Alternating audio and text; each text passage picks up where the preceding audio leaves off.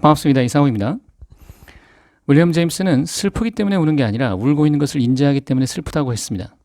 운다는 행동이 슬프다는 감정을 따르는가 하고 따져보면 그렇지가 않고 오히려 운다라고 하는 행동이 마음을 슬퍼지게 만들었다라고 볼 수 있는 얘기죠.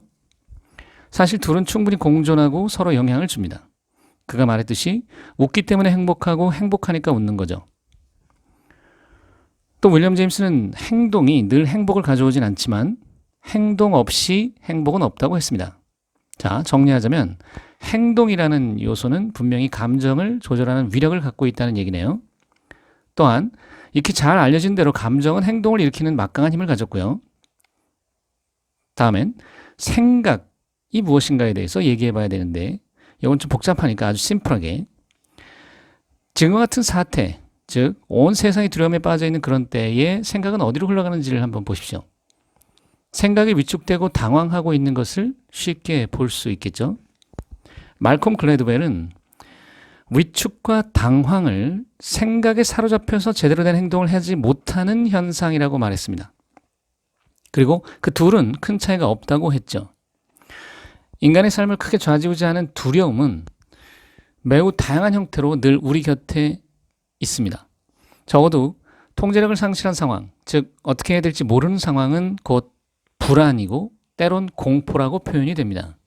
정신과 전문의 최주현 박사는 불안해도 괜찮아에서 안전 추구 행동이 불안을 감소시키지 않는다고 했습니다.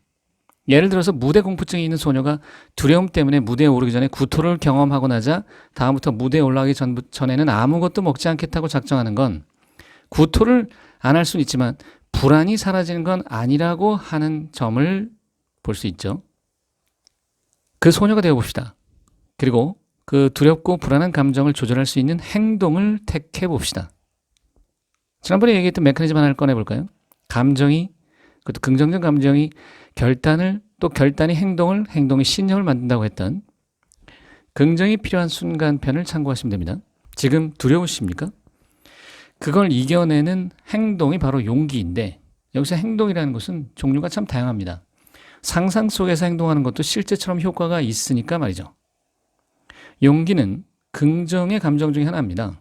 사실 여기서 앞서 말한 것처럼 행동과 감정이 서로 영향을 주는데 용감한 행동을 결단한 순간 이미 두려움은 사라집니다. 두려움이 사라져서 용감한 행동을 한 걸까요? 만화든 영화든 드라마든 소설이든 중요한 순간 주인공이 보여주는 매우 극적인 그 두려움 극복 과정은 성공 스토리텔링의 가장 기본적 틀 아닙니까? 우리는 자주 이렇게 믿고 행동하죠. 생각대로 행동하면 된다고. 과연 그럴까요? 그 생각을 믿을 수 있나요? 생각은 말을 형성하고 말이 생각을 형성하니까 그렇다면 그 말은 믿을 수 있나요? 차라리 용기 있는 결단을 매 순간 내리는 게 낫지 않을까 싶네요. 두려움을 이기는 행동이 용기고 이 용감한 행동은 두려움을 뛰어넘으니까요. 또 감정의 여유를 갖게 하는 건 생각, 그러니까 또는 관점의 유연함 또는 개방성에서 나옵니다. 즉 행동을 통해서 감정을 조절할 수 있고 또 생각을 통해서도 감정을 조절할 수 있는데 아까 그 말콤 글래드웰의 얘기에서 한두 가지 생각에 집착해가지고 아무것도 못하는 게 당황이고 너무 많은 생각이 사로잡혀서 그렇게 되는 것을 위축이라고 하는 것만 봐도 알 수 있겠죠. 윌리엄 제임스는 현실에서 가장 바뀌지 않는 벽은 사람과 사람의 생각 사이에 있다고 했습니다.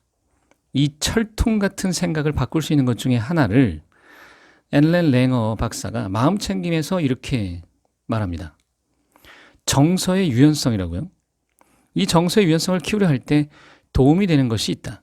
바로 사람들이 어떤 행동을 할 때 그것이 다른 사람 눈에 부정적으로, 자신의 눈에 부정적으로 보이더라도 아, 저 사람이 저런 행동을 하는 충분한 이유가 있을 거야 라고 생각해 주는 것이 필요하다는 얘기예요. 그러한 관용의 마음이, 생각의 유연함이 곧 정서의 유연성을 키우는 데 도움이 된다고 말하고 있습니다. 감정의 유연성을 갖게 하는 게 두려움을 극복하는 방법이라면 크게 두 가지 요소, 하나는 행동, 하나는 생각 또는 관점으로부터 될 수 있다는 것을 잘 기억하시고 다음에 뵙겠습니다. 감사합니다.